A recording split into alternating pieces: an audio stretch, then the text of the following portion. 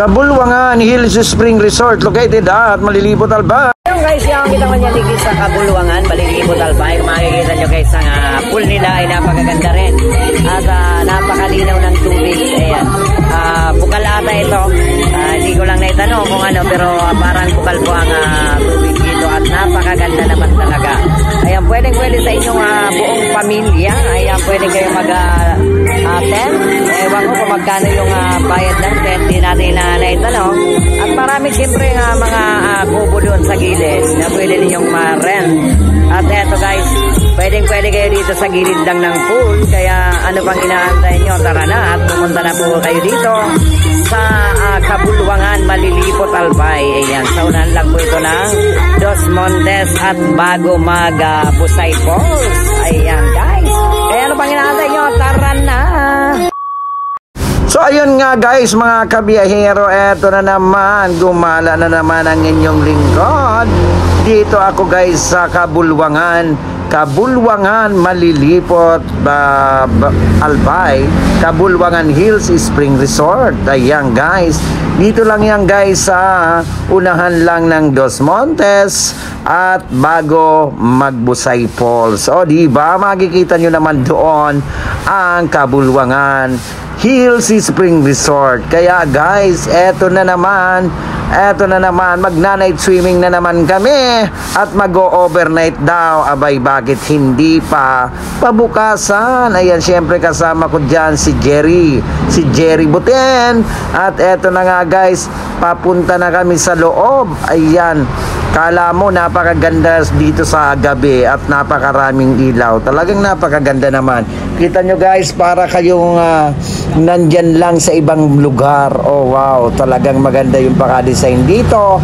At eto na mga guys, dito yung information. Dito kayo pwedeng bumili, dito kayo magbabayad syempre. Ayan guys, ang kanyang napakagandang place. At napakarami ritong pwede ninyo sa buong pamilya na pwede po. Lahat ng papasok dito ay mayroon tent or cottage. So pwede kayo dito guys matulog, magdala lang kayo ng tent at pwede kayo dito overnight. Ayan guys, kung makikita nyo, napakaganda ng place at napakaganda ng pool nila. Ayan, ang laki ng pool dito guys at hindi kayo mabibitin. Ayan, maglangoy kayo ng maglangoy dyan hanggang gusto nyo. Wala akong pake dahil nandito na kami. O diba? Ayan guys, nakita nyo naman nung pamunta kami rito, talagang napakarami rin na naliligo sa gabi. Kita nyo naman kahit anong oras na yan, alas 8 na yan, pero ang dami pa rin naliligo. Kaya guys, ano pang inaantay nyo? Tara na, samahan nyo ako dito at libutin natin ang Kabulwangan Hills Spring Resort. Siyempre, eto na guys, habang ako naglalakad dito papunta nga doon sa nakita kong tent. At parang maganda ka ako dito magpa-picture o diba? Ayan guys, nakita ko at papunta na nga kami doon. At eto naman yung cameraman ko kung saan na ilinilibot dahil nga sa ganda ng view. O diba? At ako naman, ayan, ako naman dito ay nagmukhang tanga.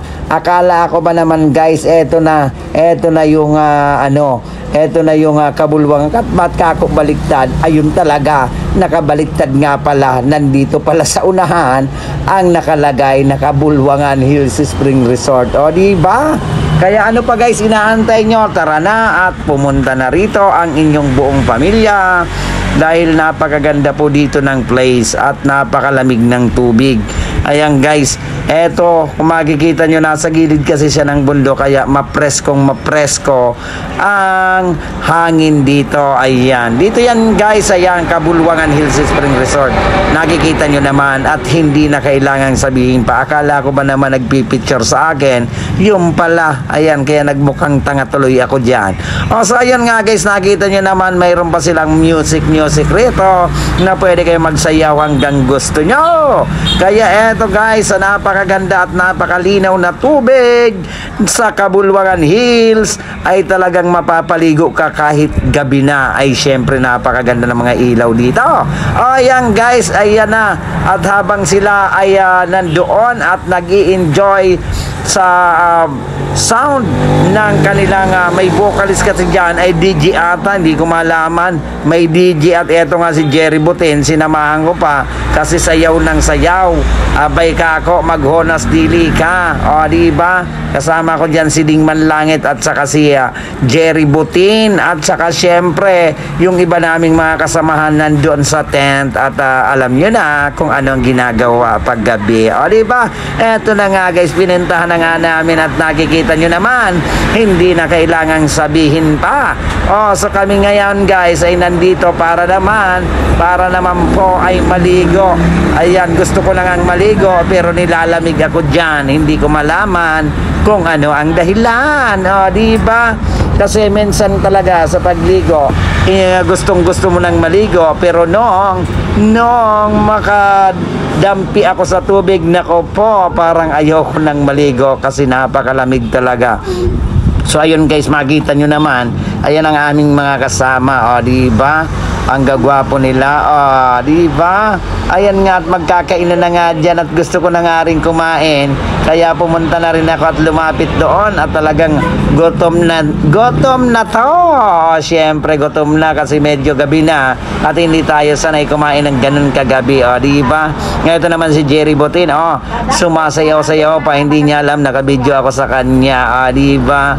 Parang mukha lang tanga. Ayan si Jerry Butin, diba? Ay, padila-dila ka pa, ayun, alam niya nakabidyo ako, ayun, dumali ng dumali, diba? Kala mo naman kung talagang marunong sumayaw, ang alam lamang naman, itik-itik, aray, diba guys?